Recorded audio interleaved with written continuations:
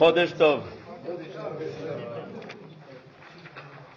Nous regrettons l'absence de notre ami Kassel, Yehuda, qui malheureusement est en Shiva sur sa mère et qui finit à la fin de la semaine. La semaine prochaine, Bezrat Hashem, j'espère qu'il sera là avec nous pour reprendre son rôle. Alors on m'a demandé de consacrer le cours à l'Eilou Nishmat Roger Layani Ben Alice.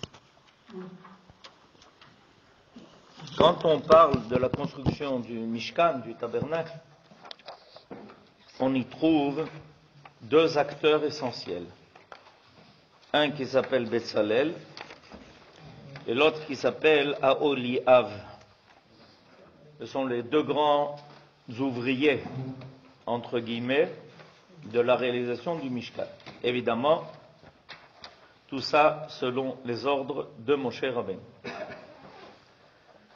Et le Mishkan, on peut dire que c'est le grain qui finalement va faire, qui va se développer, qui va réapparaître à travers les générations sous les différents temples, jusqu'à la fin des temps où arrivera le troisième. Et il avait une qualité particulière par rapport à tout ce qui va sortir de lui. Comme le premier grain d'ailleurs, le premier grain est toujours le meilleur. Alors c'est ce qu'on va apprendre aujourd'hui. Et on va apprendre quelles étaient les deux qualités particulières qui se sont alliées par l'intermédiaire de Betzalel et de Aholiav pour réaliser le plan divin de la construction du Mishkan. Parce que le Mishkan, ce n'est pas un plan d'architecture humaine, c'est un plan d'architecture divin. Ce n'est pas la même chose. Ce n'est pas facile à réaliser.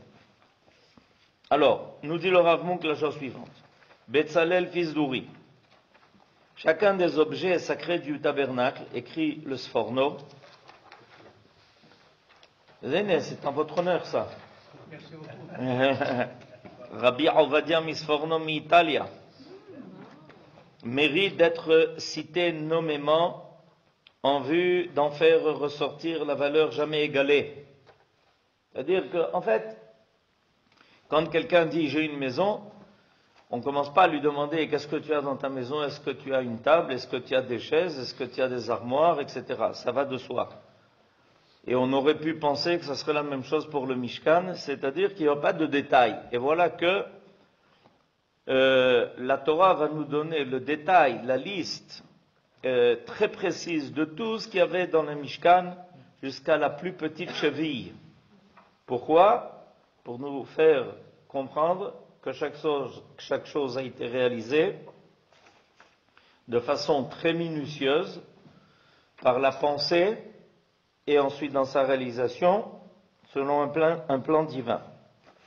En effet, quoique l'apparence extérieure et l'aménagement intérieur du tabernacle fussent bien plus pauvres que ceux des deux temples, il ne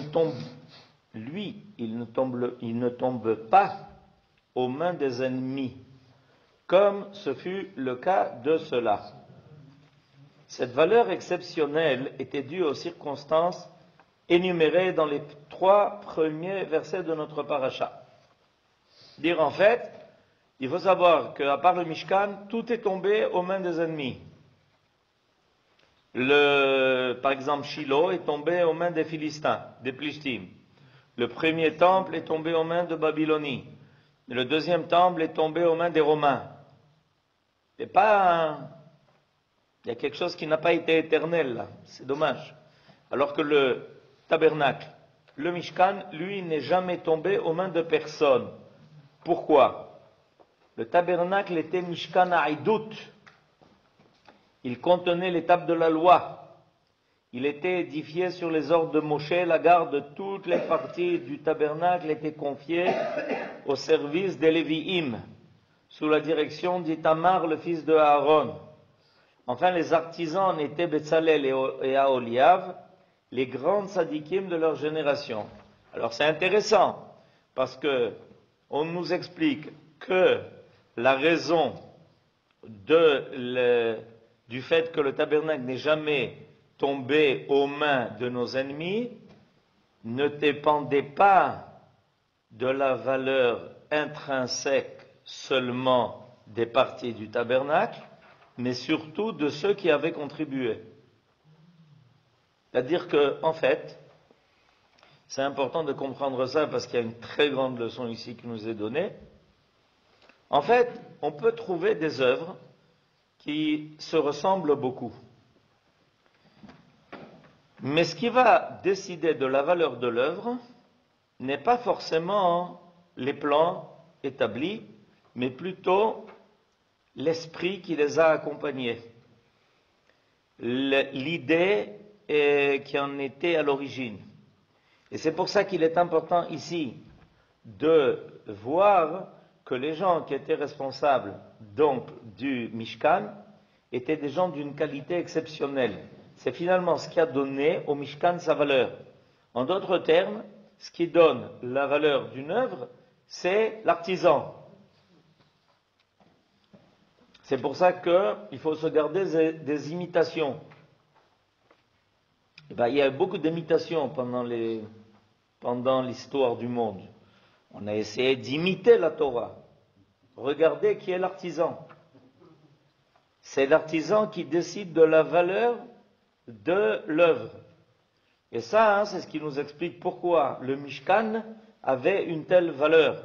Parce que ceux qui étaient préposés à sa réalisation étaient des hommes exceptionnels qui arrivaient à faire un trait d'union entre l'esprit divin qui était à l'origine du Mishkan et la réalisation par les hommes.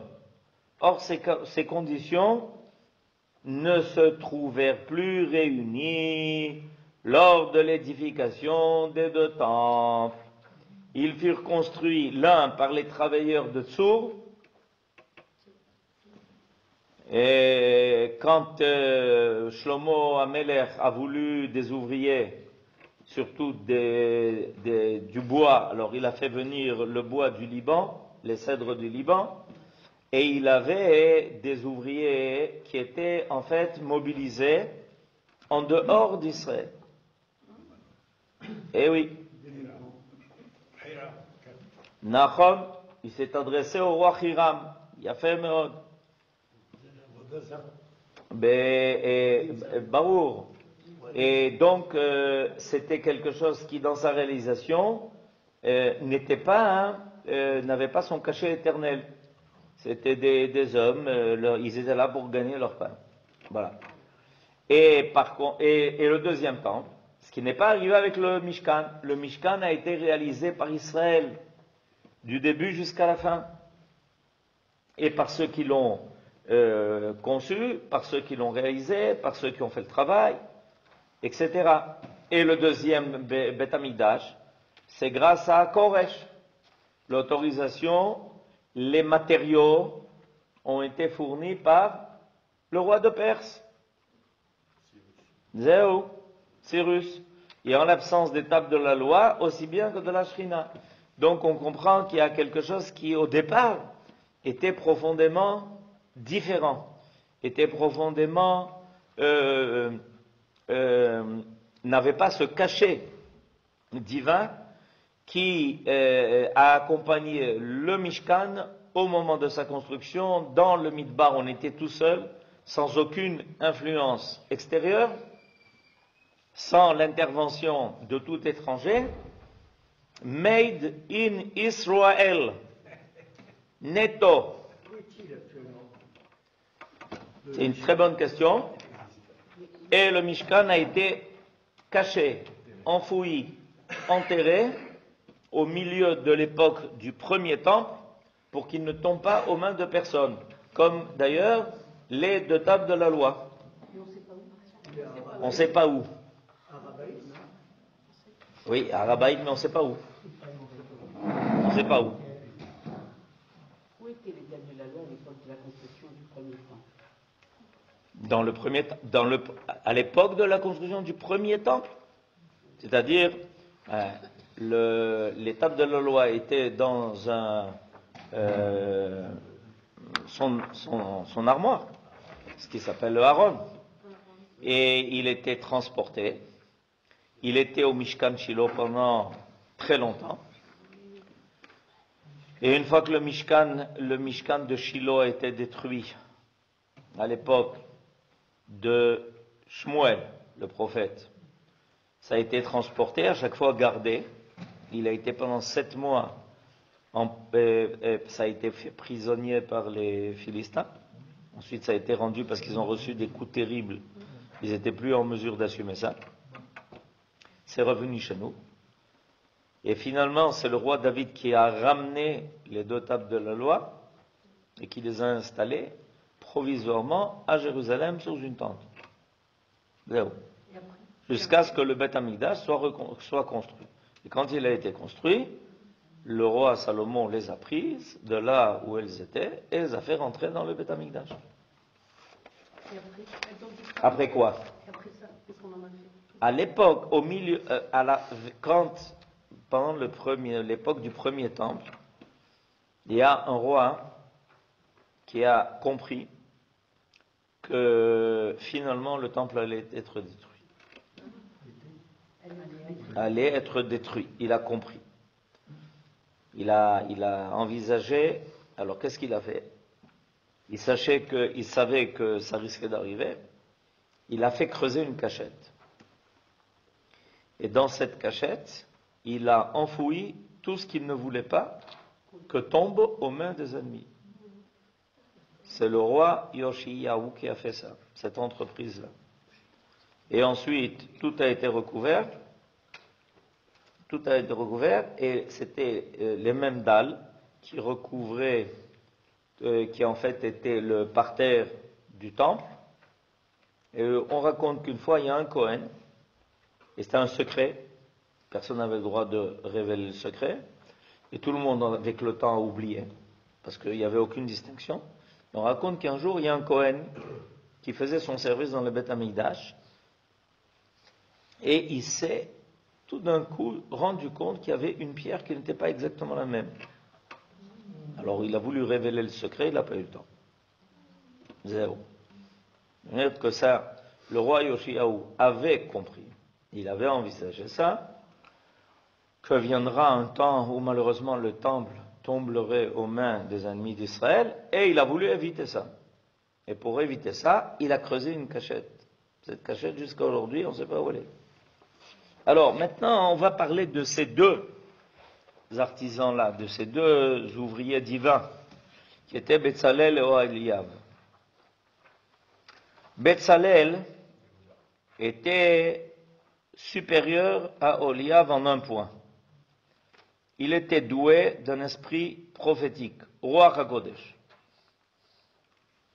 Le terme Da'at, qui s'y rapporte, et fait référence au Ruach HaKodesh que Betzalel avait et que Oholiav n'avait pas. Donc il est clair que tout devait se passer sous la baguette de Betzalel. Aussi était sous l'inspiration de la perspective prophétique que Betzalel considérait et jugeait les choses terrestres. C'est-à-dire que quand Betzalel voyait les plans du tabernacle et les plans des instruments qui s'y trouvaient, il avait tout de suite devant lui l'idée comment ce qui devait se faire devait se projeter vers quelque chose d'infini, quelque chose de divin. Comme quand on voit des fois un tableau, une peinture, on comprend qu'il y a quelque chose qui nous inspire vers des hauteurs qui sont beaucoup plus grandes que ce qu'on est en train de voir. C'est la capacité de l'artiste. La capacité de l'artiste est de ne pas nous laisser bloquer seulement dans ce que l'on voit, mais à partir de là, de sentir que ça fait référence à des choses qui sont beaucoup plus hautes. Ça, c'était Betzalel. Alors, cette forme de réflexion est appelée dans la terminologie du Zohar aller de la droite vers la gauche ou de la gauche vers la droite. Alors, ce à quoi le Rav Munk fait référence, c'est à un article du Rav Kook. Voilà, je le livre en main. Le Rav Kook a écrit un article dans son livre qui s'appelle Orot HaKodesh, qui est un livre qui parle des choses profondes de la Torah, et il explique qu'il y a deux mouvements essentiels. Un mouvement qui va de droite à gauche et un mouvement qui va de gauche à droite. Par exemple, l'écriture. Comment on écrit? Ewa, kol hakavod. Laquelle? Alors, l'écriture de l'hébreu se fait de droite à gauche. Et l'écriture de l'oasite qui n'est pas d'hébreu se fait de gauche à droite. Donc ça existe. Comment se fait-il? D'où ça vient cette idée-là? Comment se fait-il qu'il y a une écriture qui se fait de droite à gauche ou une écriture qui se fait de gauche à droite? Pour nous, ça ne paraît que technique. Il y a une technique d'écriture de droite à gauche ou une technique d'écriture de gauche à droite. Cette technique-là, elle ne concerne pas seulement l'écriture d'ailleurs. Quand on va faire une mitzvah, en principe, on est censé aller dans un certain sens ou dans un autre. Il y a donc, évidemment, par exemple, je vous donne un petit exemple, dans quel ordre sont disposés les parachiotes dans les tefilines? Les tefilines, c'est des boîtiers. Vous avez entendu parler des tefilines. Dans les tefilines, il y a 4 passages de la Torah. 4 parachiotes. Ce qui va déterminer la cacheroute des tefilines, entre autres, c'est dans quel ordre les parachiotes ont été disposés. Si elles ne sont pas disposées dans l'ordre qu'il faut, les tefilines ne sont pas cachées. Et c'est pourtant les mêmes parachiotes. C'est pas qu'on a mis d'autres parachiotes, on a gardé les mêmes parachiotes. Mais il faut que les parachiotes soient disposés dans un certain ordre. Il y a d'ailleurs une machloket entre Rashi et son petit-fils, Rabbeinu Tam, et c'est pour ça qu'il y en a qui tous les jours mettent 2 paires de tefilines pour ne pas faire de querelle entre le grand-père et son petit-fils. Alors ils mettent selon l'avis du grand-père et selon l'avis du petit-fils. Toujours est-il que l'ordre des parachiotes va être déterminant. Et comment l'ordre des parachiotes est fixé? Ça va de la droite vers la gauche de celui qui les met. C'est-à-dire quand je mets ici les tefilines, de la droite vers la gauche, voilà l'ordre dans lequel les parachiotes que nous avons reçus par tradition doivent être disposés. Donc vous voyez que ça, c'est déterminant. Alors maintenant, je vais vous lire ce que le Rav Kook écrit à propos de ça, parce qu'il parle de Betzalel et de Aholiav. Alors je vais vous lire en ivrite, parce qu'il y a des gens ici qui comprennent l'ivrite, c'est-à-dire des gens qui commencent à droite. Ils comprennent l'ivrite, ils commencent à droite. Et il y en a qui ne comprennent pas l'ivrite, alors on traduira pour eux, ils commencent à gauche. Alors je lis. Midat hanetia, min asmol el hayemin, c'est-à-dire cette tendance d'aller de gauche à droite, mi otsar ruach chokhma sheba adam el ruach elokim haïta bebetzalel. C'est quoi cette tendance de gauche à droite? C'est de prendre ce que l'homme a au niveau de ses idées, au niveau du monde dans lequel il vit, et de l'élever, d'arriver à élever tout ça jusqu'à une pensée qui est divine. Haïta bebetzalel. Ça, c'est la force de Betzalel. La force de Betzalel était de prendre tout ce qui était terrestre, matériel, et de le tirer vers le haut. de lui faire atteindre des sommets qui étaient des idéaux, qui étaient quelque chose de divin. Midat anetiya minayamin el asmol. Par contre, la tendance d'aller de droite à gauche, mishifat hakodesh el atvuna aketsuva. Celle qui est de commencer par une idée divine et d'arriver à la faire aboutir à quelque chose de bien précis, de bien défini, qui est capable d'être au niveau de l'homme, Ameira Sheba Adam, Berucho Vesichlo, c'est-à-dire de prendre quelque chose de divin et de la mettre à la hauteur de l'homme, Betsiurav ou Bekoach Yetzirato, et d'arriver de prendre cet infini et de le faire arriver à quelque chose de fini, ça c'était la force de Aoliav. La force de Aoliav était de prendre des choses qui étaient extraordinaires, divines, des pensées sublimes, et d'arriver à les condenser et de leur permettre d'apparaître à la dimension de l'homme. Lui, Betzalel, il était capable de prendre des choses qui étaient terrestres et de leur donner une envolée pour arriver les sommets, pour arriver au sommet de l'infini. Alors, nous dit le Rav Kook la chose suivante.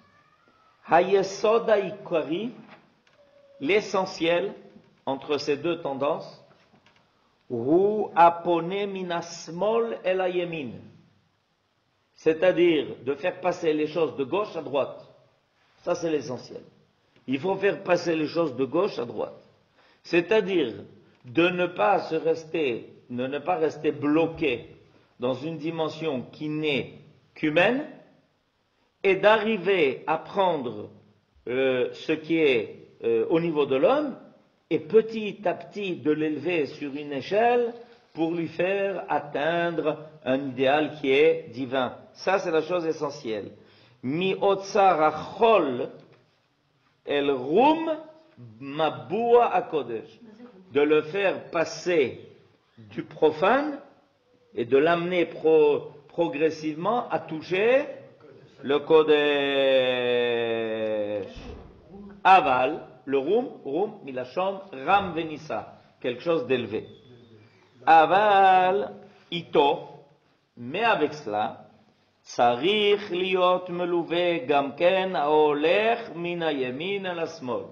Mais il faut aussi que ça soit accompagné de quelque chose qui va de droite à gauche, השואב ממעיונות הקודש, c'est-à-dire de savoir qu'il y a un idéal, qu'il existe, ושאבתם מים בששון ממעייני הישועה, השואב ממעיונות הקודש, ומשקה את מטעי החול. C'est-à-dire, le travail essentiel au niveau de l'homme, c'est s'élever. Mais pour qu'il puisse le faire, il faut qu'il soit toujours conscient qu'il y a quelque chose de plus haut qui existe. Sinon, il ne le fera pas. Sinon, il ne fera pas cet effort. Sinon, il ne sera pas capable de s'élever. Betzalel veito aoliav asu et kol asher tziva Hashem et Moshe. Et c'est pour ça qu'on avait besoin des deux. On avait besoin des deux personnages, parce que chacun a amené avec lui son génie. Chacun a amené avec lui son génie. L'un amenait le génie de pouvoir élever les choses à un niveau infini, et l'autre, qui avait conscience de l'infini, était capable petit à petit de les faire descendre pour les faire apparaître dans quelque chose qui était à un niveau humain. Ou sinon, les hommes n'auraient jamais pu rentrer dans le Mishkan. Les hommes n'auraient jamais pu servir Dieu, parce que si tout n'est qu'infini, alors on n'a pas d'accès. Voilà, donc le Rav Kook nous dit que ces deux hommes-là étaient en fait des artisans qui se complétaient. Et en réalité, toute notre vie est organisée comme ça. On a conscience On doit avoir conscience, on doit apprendre des choses qui sont sublimes, qui sont extraordinaires. On doit avoir conscience. Mais on ne vit pas là-bas. Il faut ensuite commencer ce travail qui consiste petit à petit à tirer vers le haut, à élever les choses, pour les faire rejoindre, pour faire rejoindre la terre aux cieux. Si on veut qu'un jour sur terre se réalise quelque chose d'idéal, il faut évidemment petit à petit prendre le chol, prendre le small, c'est ce qu'il appelle comme ça, qu'il appelle le small, pour l'élever vers quelque chose qui va vers le yamin, qui va vers quelque chose de plus élevé, quelque chose de plus profond, quelque chose de plus essentiel. Et ne pas laisser seulement dans la matière, mais évidemment découvrir ce qui se cache, ce qui anime l'existence même de la matière.